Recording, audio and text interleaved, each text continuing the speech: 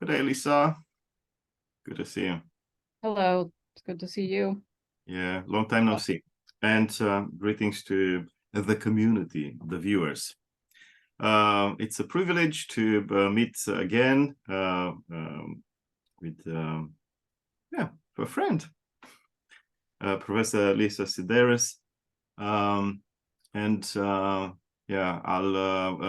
get to my usual routine, which is highly criticized by some viewers. They don't like my profiles, but yeah, I sort of browse the net in search for information, and just briefly, so that I don't upset them, this is Lisa's official profile at the University of California, Santa Barbara. Lisa is a scholar of environmental and religious studies, although now she's based more, I think, towards environmental studies. So I'm affiliated with religious studies here. So this is why I mentioned. Okay. So you straddle the two worlds. You continue to do so, and a bit more, to the annoyance of the viewers. This is one of her many affiliations and interests. She's the president of the International Society for the Study of Religion, Nature, and Culture. By the way, I hold grudge because I had an article submitted to the journal of this society a while ago, like 4 or 5, maybe more years ago, and it was rejected. Oh, you should try. You should try again. Okay. I have connections. I gotcha. Okay. And recently, Lisa has offered a Gifford lecture. So this is something I'm certain most of the viewers know it. This is something that doesn't happen in the worlds of many academics. So it's a privilege to have you, Lisa, here, including for this opportunity. Okay, whoever wants to. It still says TBD. So. Oh, really? Okay, looking forward to it. It is on YouTube. I know that. So yeah. You can find it there. She's also a member of the Religious Studies Project, keeping up with her double expertise. That's from Amazon.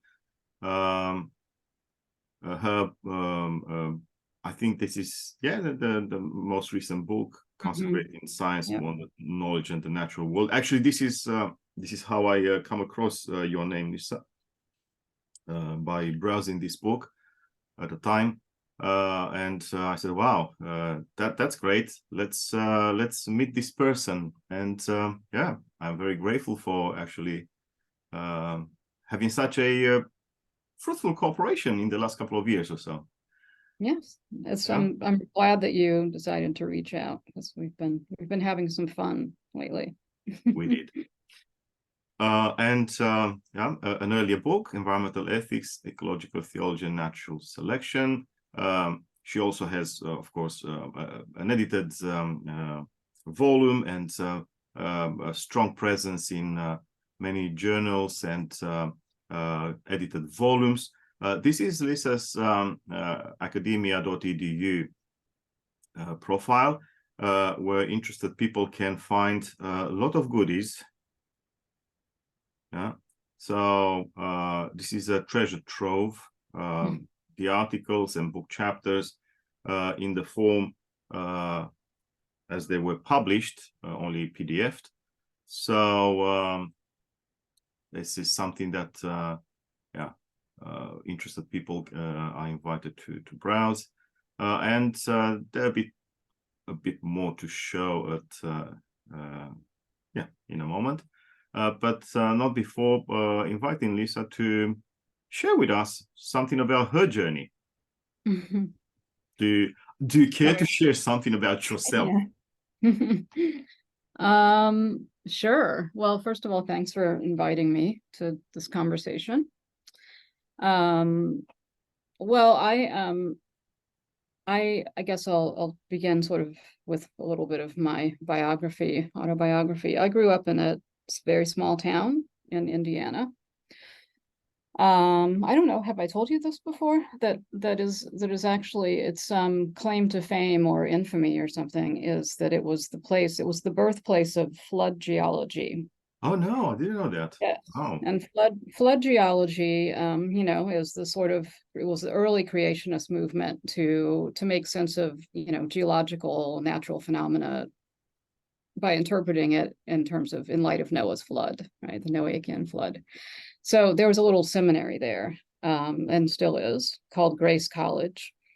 And a lot of my high school teachers, science teachers, especially, a lot of them were like football coaches and things like that, but I didn't have the best science education. But a lot of them had gotten their teaching degrees at the small college or were just kind of otherwise influenced by its presence. So I became very interested in creation evolution debates when I was in high school primarily, and had a chemistry teacher. I really loved chemistry, actually. I kind of fell in love with the periodic table. I think it's fascinating. I still think it's fascinating. But my chemistry teacher would say things like, he'd kind of slip them in a sort of editorializing way, like, well, of course the Earth's not really as old as the evolutionists say it is. And I was like, what? Like what's going on here? Like I didn't know about this whole phenomenon. So I started looking into that and started reading a lot of history of biology, Stephen Jay Gould and other people, and yeah. creation evolution stuff. And that was kind of what got me started in my interest in science and religion. So had I not been born in this sort of, or not born actually, but raised in this small, kind of conservative, creationist influenced environment, yeah, that I probably wouldn't be doing what I'm doing now. So yeah. Yeah, well, I was thrown into the pit later in my life, but it's a different story. Yeah. yeah. Come on, keep going. It's Yeah. exciting. And So so I mean, have you ever been yeah. tempted by that narrative, the creationist narrative? I assume when we were young. No, I haven't ever been. I mean, but I also don't feel like I'm not really interested in like debating, I'm not interested in humiliating people who believe these things, or, I don't have like an axe to grind about religion, which, I think a lot of um, people I know in my particular field of study who came to the sort of religion and nature conversation, often, many of them came from negative experiences with religion. And, in some cases, I think for many of these people, science kind of came to function for them in the way that religion did early on, in terms of giving them sort of, meaning and some sort of kind of worldview that makes sense of the world. So I think that's the fact that I've never kind of felt like I needed to sort of swap one thing out for another, I think sort of kept me interested in the possibilities in between. And because I don't really feel animosity towards religious believers. I mean, even, sort of creationist concern. I mean, what I find interesting is just why is it that some people seem kind of temperamentally or innately kind of drawn to worldviews that are more ambiguous and non-teleological, and other people just really don't like that at all. And when they encounter evolution or just the idea that the universe or the planet is that old, they sort of shut down in some way. So I guess for me, that's an interesting question rather than, a sort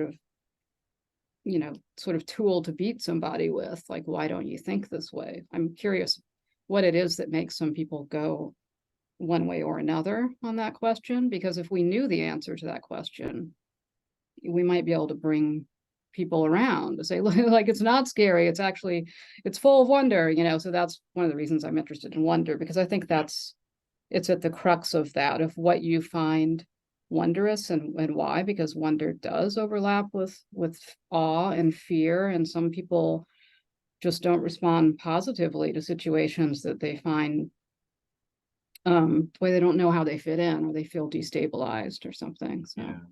Fuzzy isn't what people like. Maybe, look, let me be very politically incorrect. I think this has religious roots.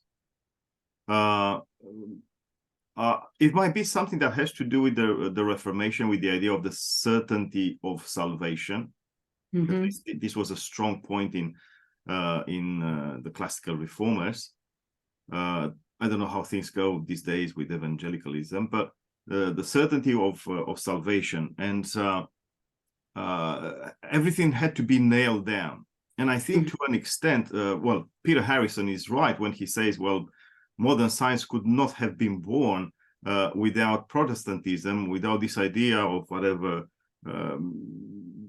rigorous description of things. This is this, it can't be three other things or seven other heavens and stuff like that, like in patristic and rabbinic interpretations and so on and so forth.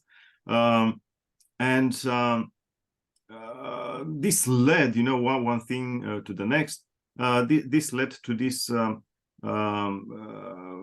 overpowering narrative that dominates many people's lives in the West. The idea of certainty, you know, even the fact I keep talking about this thing with my small group at the church. We are atheists without even knowing it, although we call ourselves Christians. You know, we're atheists. Why? When I open the thing and I put something like, for instance, this morning, my morning, your afternoon, I meet Lisa. You know, and I did this when last week or earlier this week. Don't remember when it was, because anyway, the first thing I forgot to put it in.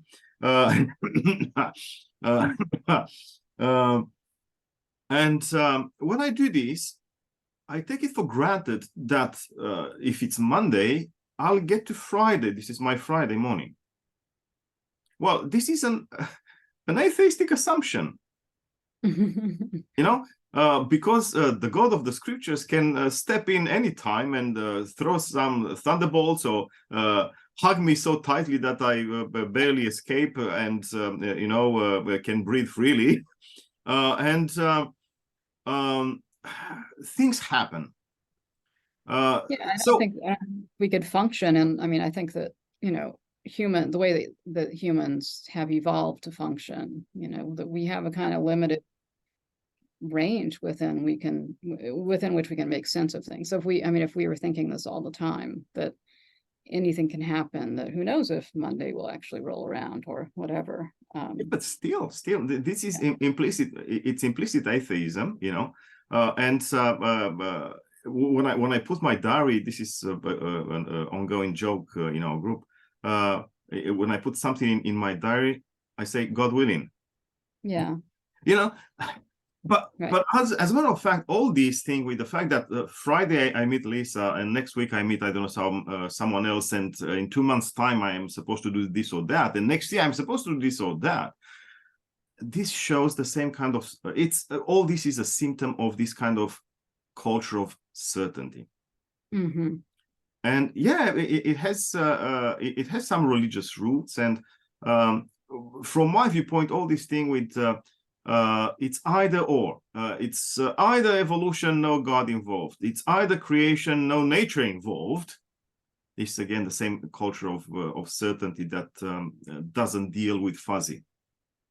Yeah, and I mean, I think a lot of that is related to wonder as well, because people who, I mean, some of the studies that I've been looking at recently really relate back to people's tolerance for certainty, or uncertainty or ambiguity, and that, you know, people who, at least by their own account, are habitual wonderers or dispositionally, you know, inclined to wonder, show greater tolerance for uncertainty and ambiguity.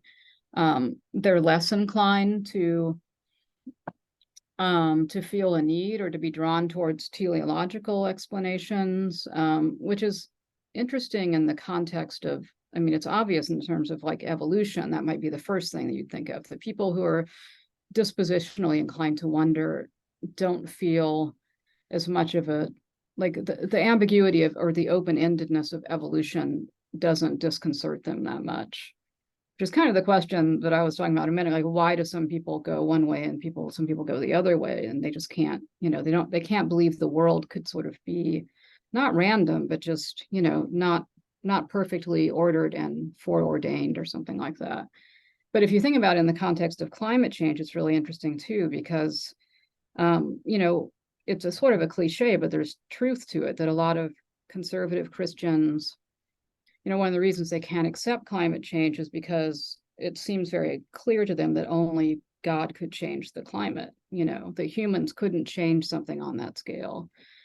And, that turn to religion is very much like the turn to scientism, not science per se, but scientism, and that people retreat to these as a kind of certainty. And those who don't tend to be habitual wanderers, in the face of something that they encounter that sort of upsets their notions or expectations or is destabilizing, an awesome experience, they will retreat to scientism or to religion. So I think that, that wonder, at least as I think of it as having actual moral value, has a lot to do with that ability to kind of, dwell in mystery and uncertainty, and to not immediately sort of need to go back to that comfortable place where the world seems like it's ordered. And then it means that something in us has to change in response to the world. And that's what we need to do, I think, in many of the crises that we're dealing with, that it seems that something, rather than thinking that we can just sort of fix the world, like geoengineer it or do whatever to try to get it back to the state that we want it to be in, that there's something in us. Live it all together. Bye-bye. Yeah, or just leave it, right? Just find another planet. So yeah, so I think all those things are really connected. And I guess that's, going back to why I became interested in these things in the first place. I can see, looking back, that the wonder piece was maybe always there in some way. And so this has become a career pathway for you. So it's not just a matter of, personal becoming, by reflecting on whatever people's propensity towards certainty, Yeah. So cultivating wonder has become a personal attitude and a career path for you. It is Yeah, great. I do think I'm a person that has a lot of wonder. And that for me, it does go back to childhood. I mean, I've always kind of had those experiences that, and mostly in the natural world. Is this when you had your first encounter with butterflies? Now, just a bracket here. Lisa talked to the ANZATS conference. ANZATS is the Australian New Zealand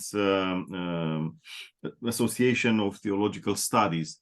And there's an annual conference. It's one of the largest events of this kind in the Southern Hemisphere annually. And Lisa has, where's your video has disappeared for some reason. You sent it to me, so I know it exists. Yeah, it exists. It definitely exists. Yeah, there it is. So this is it here.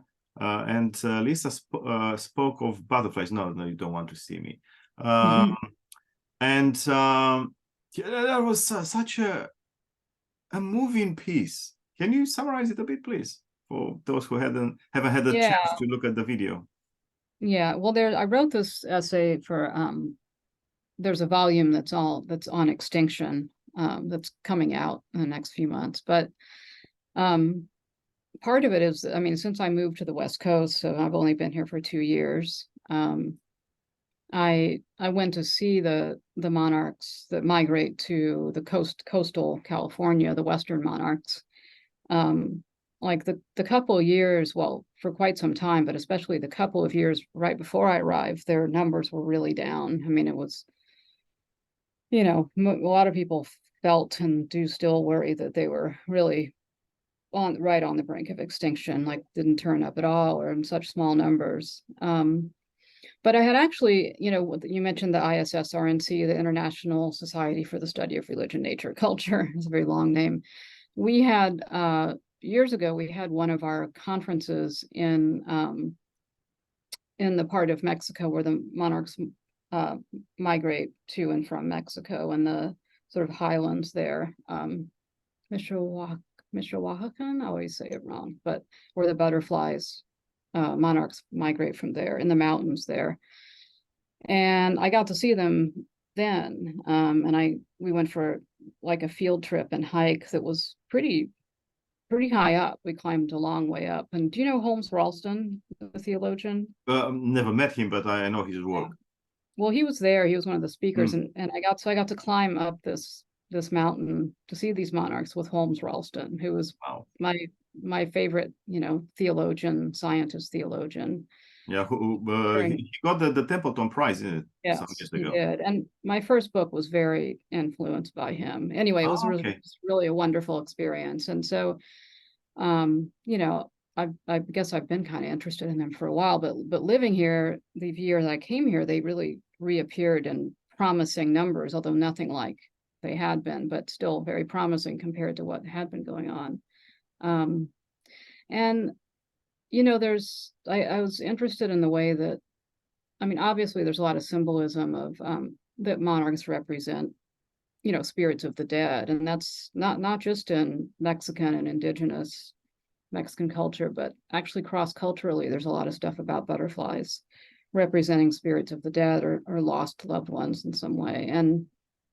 But with monarchs, because you have the sort of combination of the very long journey and the metamorphosis and all these things that come together that make them these very, very rich symbols of all of these things that people fear in a way, change and death. And so they're very comforting symbol of the things that we're afraid of. And so my question was sort of, what happens in some ways, what happens to us, not just them, when a symbol that represents so many things that we need to kind of make meaning of the world, what happens when it goes extinct, and people have written about things like this, like with regard to, how extinction or disappearance of certain features of the natural world are changing religion and changing religious rituals, like glaciers disappearing.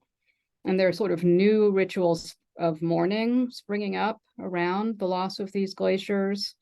But also then the loss of like a sacred space, a sacred mountain on which these glaciers had always existed as long as people can remember, like what happens when those things disappear. So I think there's a certain line of inquiry that some people in religion and nature have sort of begun to think about this, like not only how religion and religious beliefs and rituals shape how we interact with the natural world, but how changes in the natural world, and especially like climate and extinction crises, are actually reshaping religion for better or for worse. In this case, I think for worse, but I hear you. And in my church tradition, I'm Byzantine Orthodox. Well, I'm on the Romanian side of it, or the Romanian variant of Byzantine Orthodoxy. We still have hymns. The Byzantines, for example, were very, although an urban culture, and there's a lot of references to the city, God protect your city and stuff like that. There are many references in various liturgical settings, references to natural events.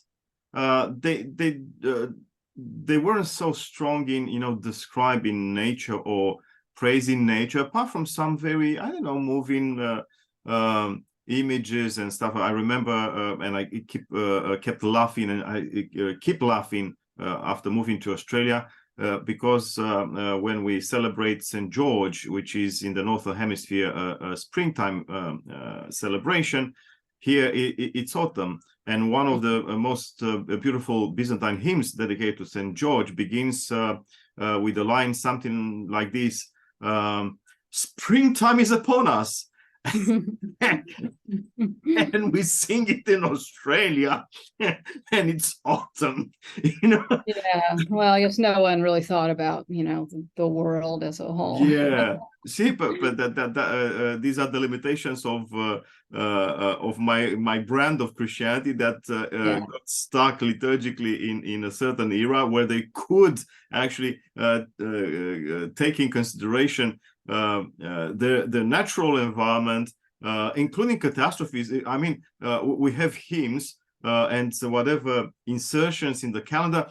The great earthquake that happened in I don't know what year in whatever Constantinople or Antioch or something, you know, and we have them. We read those, or whoever read those still reads those, but they are there inscribed, you know. And sometimes you go to church in the 21st century Australia, and you hear a chanter during matins reading all the items of the day, you know. It was an earthquake in Constantinople in whatever 13 something. Yeah, and I mean, I'm sure that because catastrophes and things like that have always given birth to new religious rituals and beliefs and practices and stuff. But it's a strange thing when human caused impacts on the planet are changing it in ways that then sort of influence how we reinterpret religious views and or have to adapt them, because it no longer makes sense sometimes to hold on to some of these religious practices when the sacred mountain doesn't have a glacier anymore. So that's I think it's a very sad thing to think about, but it's a really interesting question. I think just like the phenomenological kind of the experience of just seeing those butterflies is just such a religious experience. It's This is actually you touched me and others, because I talked to a couple of those present at your talk afterwards. We've been very touched by that slide where you show the photo with the migration, all the butterflies in the trees, and you mentioned the fact that people actually shed tears and say a prayer or contemplate, meditate at that site. And then there's just this sort of hushed kind of reverence. People are very quiet, and even some of the children. It's just such a overwhelming thing, especially now when when they may not. This may be the last time we see them. We never know anymore. We can't take for granted that they're going to come back. So yeah, and as you said, together with the species, parts of our culture disappear because the annual migration of butterflies or birds or something like that, it has become, over centuries or perhaps millennia, that phenomenon has become part and parcel of the rhythms of a certain society, community. They are part and parcel of their culture, their spirituality. And what happens to that spirituality when that phenomenon ceases to be? Which is, again, something, if I can bring back to my realities here, at least I try to make sense of them, our discussion. I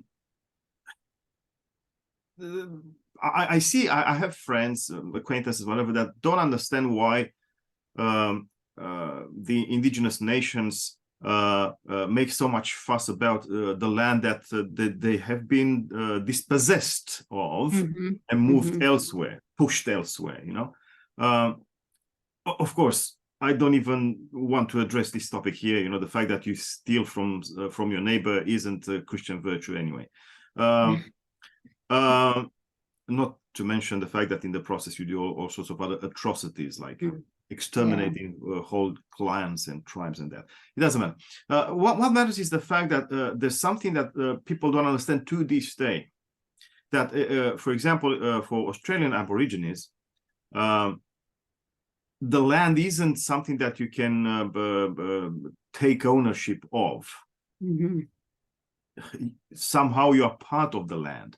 But there's a different thing, another thing that should be mentioned: the fact that the entire culture, the spiritual universe, relates to the grounds, the land where they have lived for millennia, so many thousands of years, to the extent that certain places become locations for certain rituals.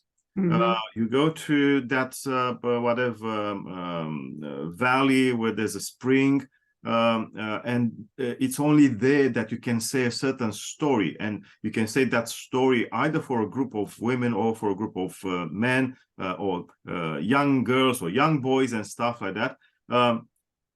When that land disappears from their mental spiritual map, because you have taken the land from them, you have not taken only the land, you have taken the entire soul, an entire cultural universe.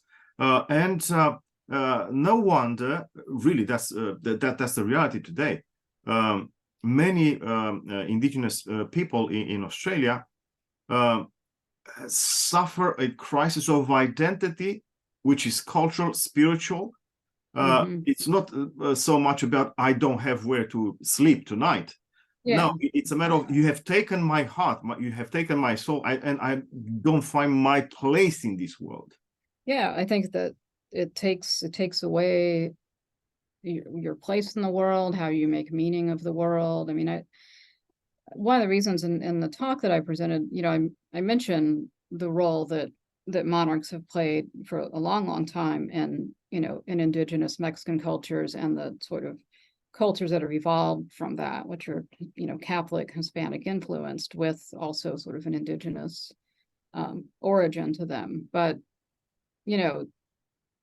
I think that to some people that might seem like something like, well, what does that have to do with me or something? But if you look at some of these towns around California that I mentioned in my talk too, because they identify so strongly with monarchs, and even though it's partly a kind of a tourist attraction, or businesses have they stand to make money when people come to see the butterflies, but I think that's a form of a kind of popular spirituality as well, and a kind of that where the identity of a community is so bound up with a place or with a species or something that they would not know who they are, if that thing disappears. So I think it's one of the broader questions I think I was trying to ask with this paper, thinking about those monarch-human relationships, is that like it's not simply like an anthropocentric thing or an egocentric thing. Like the questions of value there seem so much more complicated to me. As you were saying, it's not that like indigenous people are upset because they're thinking about this land belongs to me, it's it's mine. It's that people don't know who they are without being part of that. And so it's not to privilege certain species and say we should protect these monarchs because they're so special to us. I mean, it's not simply an anthropocentric thing. I think it's a kind of value that's much harder to capture with those kind of categories that we have, sort of intrinsic value or utilitarian value. It's something, when you can't make sense of your world without an organism, when you depend on it, to cope with huge life and death questions, and, that's just a category of value that seems different from the way we normally think about why something is useful. Yeah. And I think we have all surreptitiously gone through the same kind of process, at least people in urban settings. There's something that we might not realize. It has become our second nature, but it's not something that we have experienced, say, I don't know, 500 years or so ago, or even more recently. The fact that we have lost touch with nature, and the fact that we have lost touch with nature has to do with the fact that most of us live in cities where we no longer depend, as you said, on whatever the bird migration or something, or at least we believe that we don't depend, because otherwise we still need those eggs and whatever meat and grains, you know, and other things, you know. And the monarchs are referred to locally by indigenous Mexican communities as harvesters. That's what they call them. Yeah, and you know, it's part of that whole rhythm of you know, of the agricultural seasons, harvesting season. And the crisis that we experience in the modern world is not necessarily something that was caused by enlightenment, by I don't know, by the industrial revolution, or I don't know, the cultural revolution, or other revolutions that keep popping up, you know, like mushrooms after rain. It's the fact that we have distanced ourselves from nature, and in so doing, we have lost, somehow, being unaware of it, we have lost touch with our soul, because our soul was born with those millennia and hundreds of thousands of years and millions of years of evolution within the bosom of nature. You know, so what happened more recently because of colonialism with indigenous nations across the globe, especially in the South, but not necessarily only there.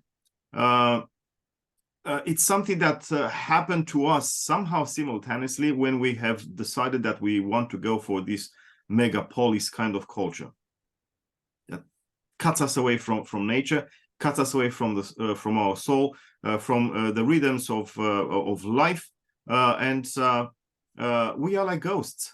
No wonder we need all sorts of props and whatever aids to be able to function. At least that's my view. Yeah, and I mean, your interests in looking at our common interests, I guess, and looking at stars, looking at the night sky is one of those things that in some cases people can't even do it anymore because you can't see them anymore. And you know, that's another one of these things that, you know, you would say, well, that's an anthropocentric way of looking at it, that, you know, like what do we stand to lose if we can't look at the night sky? But I think, you know, and wonder is very much this way too. There are certain kinds of, I mean, you could call them virtues or something, but I think kind of a disposition and orientation on the world that even if it is sort of good for us in some way, the way in which it's good for us is that it decenters us, that it makes us less anthropocentric, you know. And so again, it doesn't make sense to simply think of it as something that's just like for us, because the effect that it has on us is good for everything, you know. It reminds us that we're a small part of something much bigger that we often don't pay attention to. Yeah, and you know, I'm a city child. Yeah, I was born and grew up in Romania's largest city, Bucharest, in the capital city. Yeah, for many years I did not appreciate so much nature, although both my parents originated in some villages south from Bucharest, and we had the occasional, you know, opportunity, my brother and I, to spend summer or winter holidays with our grandparents and have a taste of that kind of life. And I think those moments were what prepared me for a real commitment to nature and appreciation for the beauty of nature, and for this position of wonder, or the word wonder, that has become central to my life.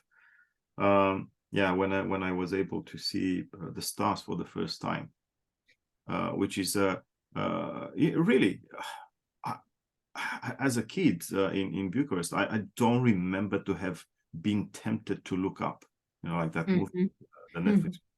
I haven't been tempted to look up. Why am I looking up when all my friends were there, school was there, everything was, and there were a lot of block of flats in my area. It was a working class area. And yeah, so those breaks, you know, summer, winter, whatever, you know, spending time outside of that hell, I started to develop this sense of, wow, there's something missing. And for example, this kind of interest in nature and sense of awe, I can call it, towards the vastness of open spaces and stuff. Yeah. Has helped me in times that were quite dire for my formation as a person, but This also is the last years of dictatorship in Romania. Yeah, I mean, this is very much how Rachel Carson talks about wonder in her the Sense of Wonder little book that she wrote. That, you know, it gives you something to you know, keep you going, I guess, at times when you know, and especially later in adult life. She says the sort of disenchantments of later life, you know, that those who have a sense of wonder never feel, you know, cut off entirely or alone, and that it's, you know, these reservoirs of strength and delight that you can have if you have the sense of being connected to something like that. Yeah. Which is, you know, sounds very, maybe a little bit too Pollyannish or something, but, you know, because there are ways that wonder can go wrong as well. But I think, you know, and for you, it sounds like it didn't happen like when you were really a little kid, that it happened later in life. So I think it also doesn't have to happen when you're a child. Some people have almost like a conversion experience when they're older. But, you know, just having that sense of that there's still something there, that when other things go wrong, that keeps you going and gives you strength. In my case, for example, there's an example. So I was one of the last unfortunate generations in Romania where we had to undertake compulsory military service. In my case, it was a short term, like nine months, you know, just to get time to whatever to be born. And it was an interesting experience because I was displaced, yeah, so from home somewhere to the west of the country, a small town, and with whatever all that military routine every day, you know, And you hiding were what, the hills. 18, or how old were you? Actually older, 21, 22. Because of the educational system. So I did the first 10 years of school in the public system, and then my father, who wasn't such a great believer, but appreciated the good life of priests in the later days of communism, said, you have to become a priest, don't become an engineer like me. And he sent me to the seminary. 5 years of high school after year 10. Yay! Wow. Okay, so that's me. So I was, and I wasn't the oldest in my class, in my years. Okay, so but yeah, that's whatever, almost a month away with all that routine and really indoctrination and all that. The moments when we were sent out, you know, to whatever, marching and doing maneuvers and all that kind of stuff in the hills, you know, it was a beautiful area. Those were the best times for me, because I could, you know, switch off my thoughts and listen to the birds, ignore my commanding officer who would then punish me because I was daydreaming and stuff. That's when it all developed. So 21, 22 or so. Yeah, well, that's still pretty young. I mean, and sometimes, you know, I mean, my son is 17. I have, you know, sort of tried to instill some of the stuff, and I think sometimes if you try too hard, it backfires. And you know, it's still in there, and it comes out later. But you know, I think a lot of people I know who are really into the outdoors, really love nature, drag their kids along on hiking trips or make them go camping. And, the kids like sometimes really hate it and they kind of rebel against it. But often it still sort of, plants a seed and later It does. Well, actually, not always, sometimes they don't like it ever, but you have to sort of not push it too hard, I think, on kids too. Yeah, I guess so. But for example, again, my wife and I have decided to move as far away from the city center as possible. We are fortunate for the time being. We live in the northern parts of Sydney, so the so-called Northern Beaches area towards the end of the area. So it's it's populated, but still there's a lot of nature there, and the ocean is. Well, you always have a lot of, in addition to stars, you have a lot of images of the ocean. Yeah, there is still light pollution, but not so bad. But our daughter prefers to live very close to the city, so 10 minutes walk to the city center. She has no skies, but now she has a balcony full of flowers, so there's some hope there. Yeah. Yeah, I think that I'm not a city person. I have lived in cities and I prefer not to live in them. I had my first academic job was in New York, in Manhattan, actually. And lots of stars there. I've had a telescope for years, but there's some places where I never used it, and I don't think I used it. I lived in Jersey City, New Jersey, but still I didn't use it there. But the sky is very clear in Santa Barbara. Yeah, I don't know. I mean, it's because of the clarity of the atmosphere here or something. They're better stargazing here than any place I've lived, actually. And I think the experience of being exposed to open spaces and reduced light pollution and stuff like that, might touch people. Perhaps this is why you have this fascination of city dwellers for hiking. They feel that there's something missing, and they want to get that too, in a way, and therefore this obsession with we have to go out and at least I praise them for this habit and rhythm rather than for going to the pub or the bar or whatever.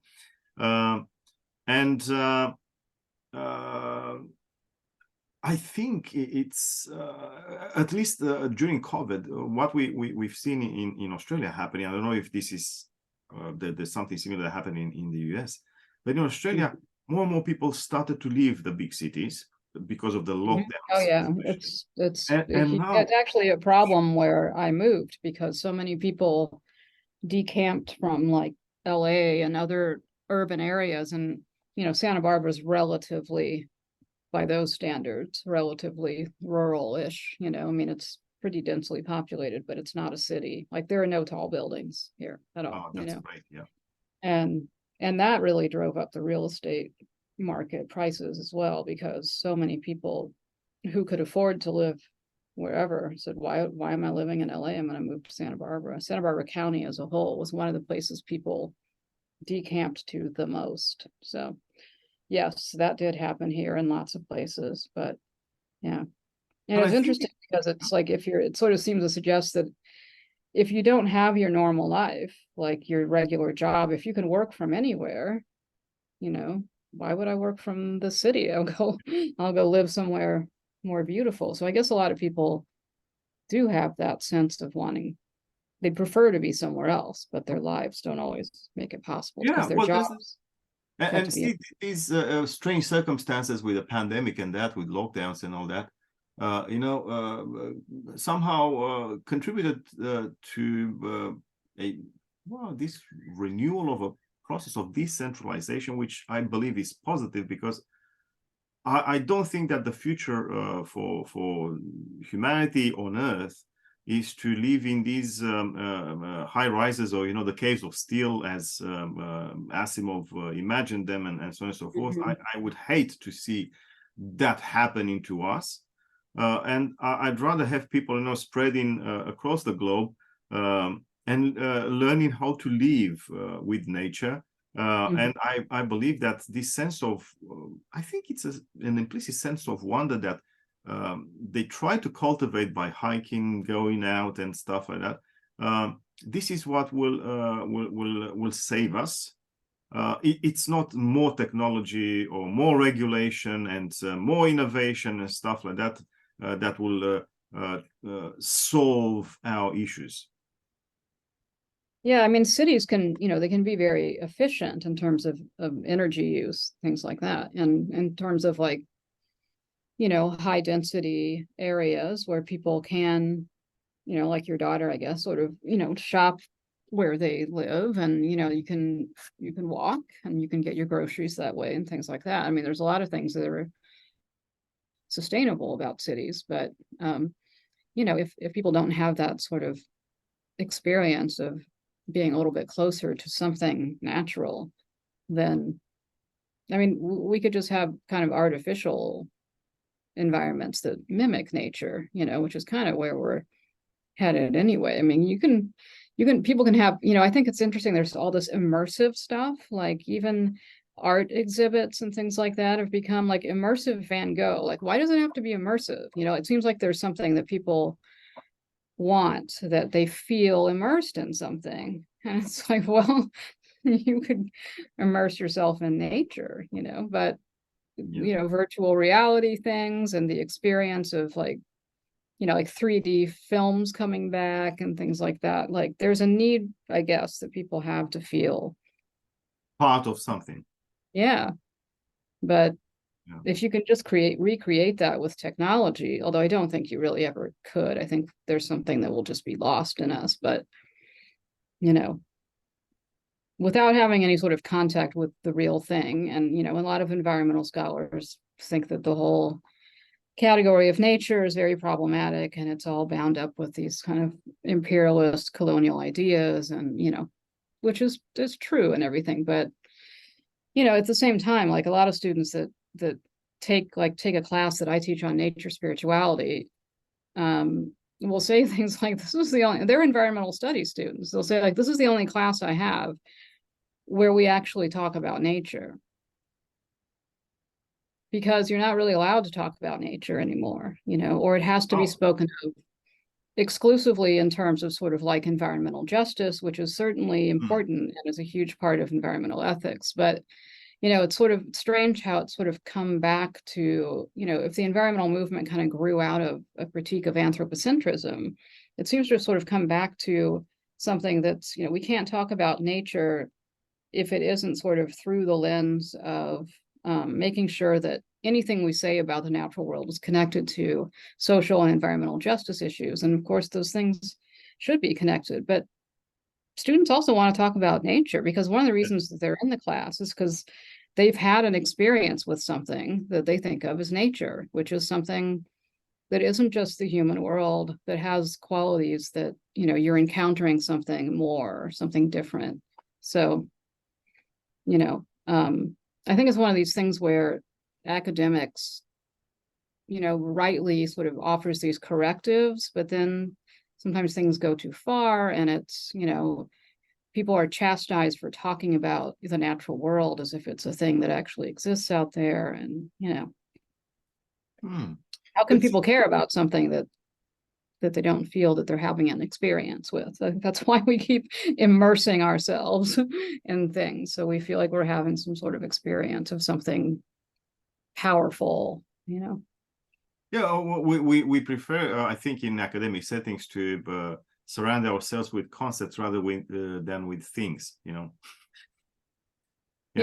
I mean, there is kind of a turn to things again, I guess, like in religious studies. There's a lot of stuff, sort of material religion, and things are making a comeback, but not so much in environmental discourse. Things are sort of But this is so skeptical important. of things. Yeah, this is why it's so important, you know, to for us to bridge the gap between whatever our various fields of expertise and try to, you know, even via personal contact, you know, to make a change in how things are being done. Let me give you another example from my side of Christianity and my field of expertise, which is early Christianity. You know, I keep looking at these texts where you can see a very different environment where nature was as part of people's lives as the cities for us, or whatever technologies for us, and they could integrate things. But now, if we return to our time, there isn't such a strong emphasis on being connected with the rest of the world in the experience of Orthodox Christians, for example. They are more interested in doctrinal rigor, ethical imperatives, whatever, anathematize this, anathematize that, and so on and so forth, and they lose sight of what actually made them what they are supposed to be to this day. Because, for example, an early scholar of religious studies, Mircea Eliade, Romanian, but who lived in France and then in the United States, kept talking, at least towards the end of his life, of the cosmic Christianity of the Balkans. That's how he put it, and he contrasted that cosmic Christianity, which is Orthodox Christianity, of course, with Western forms of Christianity, which he considered to be historicist, say urban focused, or towards civilization and so on and so forth, and not necessarily holistic in their approach to the Christian phenomenon. It doesn't matter how many detractors have criticized Eliade for that concept, but the thing is, today it doesn't exist. That form of Christianity exists only in some pockets. I was looking last night, couldn't sleep, browsing Facebook. Okay, so yeah, that's what an academic does. And I found on the profile of an evangelical friend of mine, a lady in Sydney, found this post reposted a saying from an Orthodox, modern Orthodox saint, Saint Paisios, who mentioned in terms that actually were reminiscent of Dostoevsky, but let's forget about that. Jump from, yeah. So in Dostoevsky, there are a couple of nice chapters with in the brothers Karamazov, conversation between Elder Zosima and young Alyosha Karamazov, and the elder teaches Alyosha how to appreciate nature and how to, look at any tiny leaf of whatever, of a tree or a blade of grass or insect and stuff like that, and you see there the glory of God. Anyway, something similar says Saint Paisios, who must have read Kazantzakis, whatever, brothers Karamazov, and reposted by this evangelical woman, and with appreciation. But these are just exceptions, unfortunately. Orthodox Christianity is no longer that, and people like me or others, who try to bring back some kind of cosmological sense, where cosmos doesn't mean the universe nowadays; it means also the universe around us, the environment. When we try to bring back this cosmological dimension of the Orthodox experience, we're marginalized. You are what are you, naturalists or whatever, environmentalists?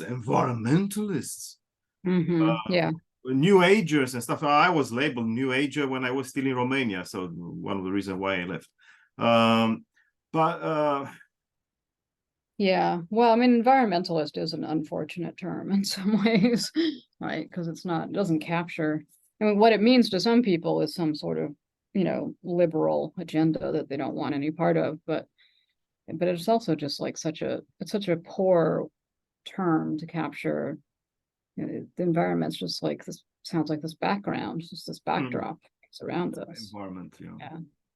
My So, one, but like with creation, this creation care term that evangelicals use, the ones who are more, the ones who are accepting of climate change and climate science, there's some evangelical Christian groups that have sort of tried to distance themselves a bit from the kind of anti-environmental climate change denying evangelicals, but they use that term creation care because there's so much concern of using the term environmental, but also, just to clarify that, like, we're not nature worshipers, we value creation because it's God's creation, but you're never directing that sort of reverence or any sort of worshipful kind of feeling towards nature itself, which is, again, it's one of these things, I don't know why these things would have to be mutually exclusive in this way, that we can have a kind of reverence or consider the land or the natural world sacred without detracting from the idea that there's a God who is the center of it in some way. I have the answer. It's historical ignorance. No, I'm usually I joke a lot, but sometimes I even say serious things when I joke. But this is, again, it has to do with the forgotten cultural history of the West. For example, when the Byzantines went through the two iconoclastic crises, so icon smashers, in the 8th century and the 9th century, there were two moments of deep crisis in Byzantium. On the one side, there were those who made and revered the icons as symbols of the out there, and others who said, no, God is invisible, intangible, smash the things. The so-called Seventh Ecumenical Council, held in Nicaea in 787, used the terminology, so defending the icons, used the terminology of proskinesis in Greek, which can be roughly translated as reverence or veneration. Well, when the decisions of these councils reached the West, with Charlemagne and all that, who anyway was on the path of creating a different theology so that he could distance himself from the whatever earlier Eastern Christian legacy, if you like. When they translated the decisions of the council, they rejected the council. Why? Because they translated proskinesis by adoratio, the Latin adoration, which means worship. Yeah. So by doing a bad translation, they didn't realize the nuance in Greek between the huge difference between latria, which is worship or adoration, and proskinesis, which is a sense of reverence. I respect the presence of something that I feel being significant and unlike other things, Yeah. That's not worship, that's not adoration. Well, because of that kind of, tiny historical whatever mistake, it's not just the fact that the West has lost an entire creative theology of the image, of the symbol in the East, that was elaborated during those centuries. No, it has put itself on a path that led to this, as you said earlier, this incapacity of appreciating anything other than in some bland, bleak terms, whatever, neutral terms. Now we don't worship nature. Okay, well, what does that mean? Does that exclude a sense of awe or wonder, respect, being in the presence of something tremendous? Does that all excluded because we don't adore or worship nature? Mm-hmm. Yeah. So it's culture. So my job is still important, I think, to an extent. Yeah, I mean, I think the other term is like idolatry, you know, the concern about, right, making something into a god that is not meant to be a god. But, you know, we do that all the time with science and human knowledge and with money, with sex, with rock and roll, with whatever, you know, everything is an idol today. So I don't know why we make so much fuss about making an actual icon. Right. Yeah. No. Okay, so shall we close it here? Sure. Let's end on idolatry. Yes, let's leave it there for a while.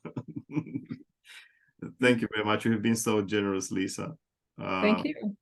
It's Thanks a for privilege. inviting me. Enjoy talking to you. Well, hopefully until next time then. Yes, I'm sure I'll see you soon. Awesome.